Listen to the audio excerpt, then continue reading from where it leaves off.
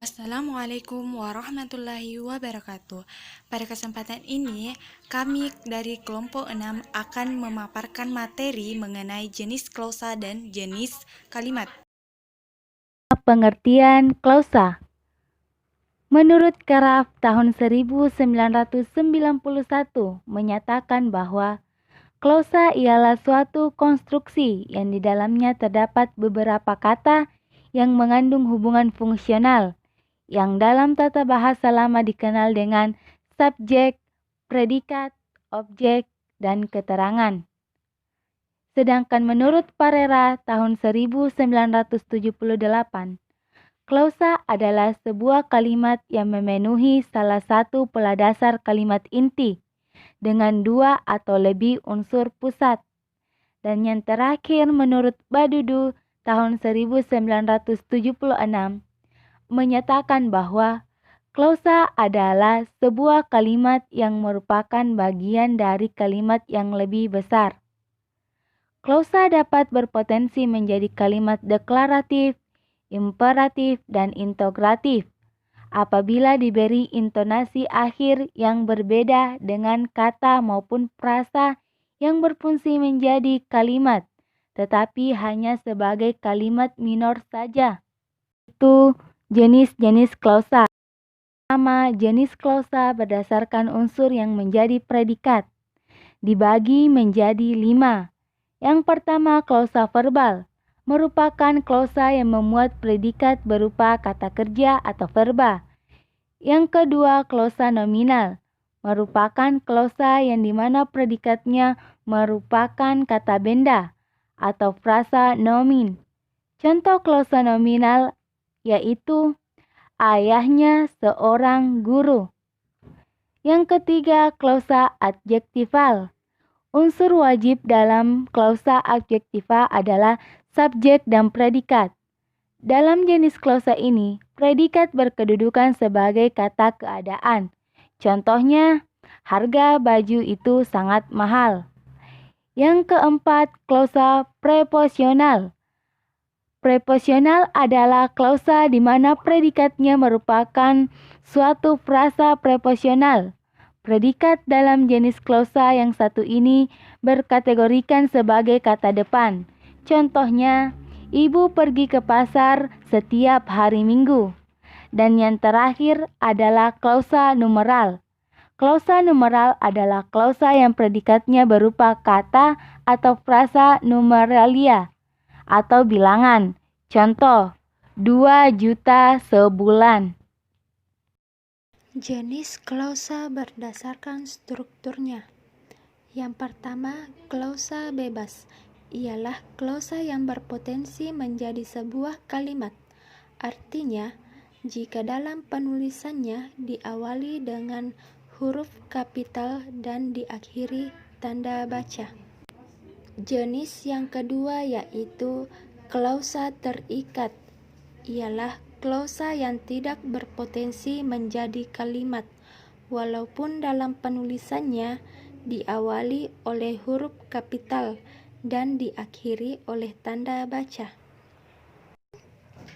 Jenis klausa berdasarkan kelengkapan unsurnya. Yang pertama, klausa tidak lengkap. Ialah jenis klausa yang hanya memiliki unsur predikat tanpa subjek. Contohnya, terpaksa berhenti dari pekerjaannya.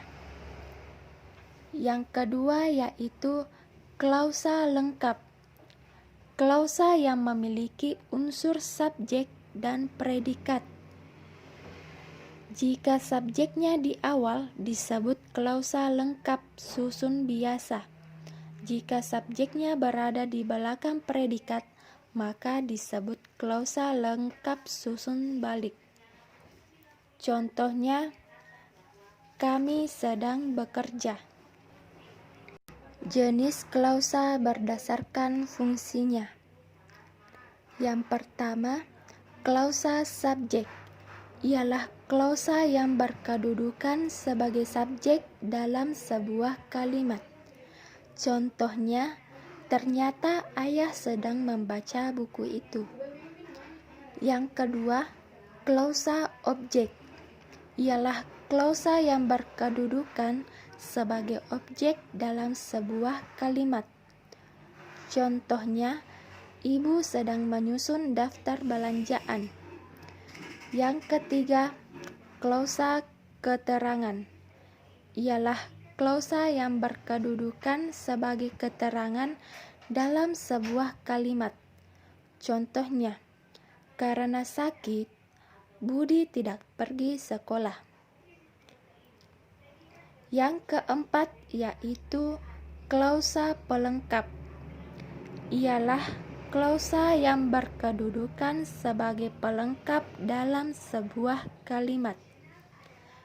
Contohnya, aku dianggap sudah mahir. Jenis klausa berdasarkan kata negatifnya. Yang pertama, klausa negatif. Klausa negatif ialah klausa yang memiliki kata negatif seperti tidak, bukan, jangan, dan lain-lain, sehingga predikatnya bersifat negatif. Contohnya, bukan saya yang melakukan. Dan yang kedua, klausa positif. Klausa positif ialah klausa yang tidak memiliki kata negatif, sehingga predikatnya bersifat positif. Contohnya, saya berhasil melakukannya. Selanjutnya, pengertian kalimat. Menurut Darjo Widojo tahun 1988, kalimat merupakan bagian terkecil dari suatu ujaran atau teks wacana yang mengungkapkan pikiran yang utuh secara ketatabahasaan. Selanjutnya, menurut Keraf tahun 1984, kalimat sebagai satu bagian dari ujaran yang didahului dan diikuti oleh kesenyapan, sedang intonasinya menunjukkan bagian ujaran itu sudah lengkap.